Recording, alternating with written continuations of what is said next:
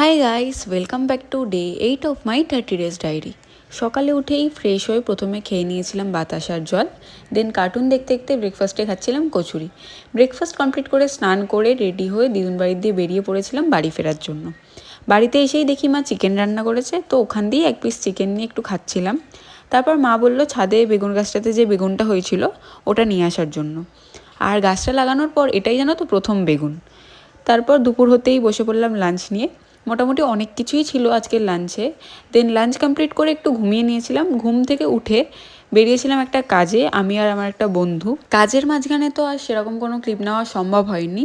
আর বাড়ি ফেরার সময় আমার খুব আইসক্রিম খেতে ইচ্ছা করছিল, তো ওই আমাকে আমার পছন্দের দুটো আইসক্রিম কিনে দিয়েছিল। বাড়ি এসে একটা আইসক্রিম খেতে খেতে বসলাম পড়তে। আর বাড়িতে আনতে আনতে আইসক্রিমটা তো পুরোই গলে গিয়েছিল, তাই এরকমভাবেই আইসক্রিমটা খেতে হচ্ছিল।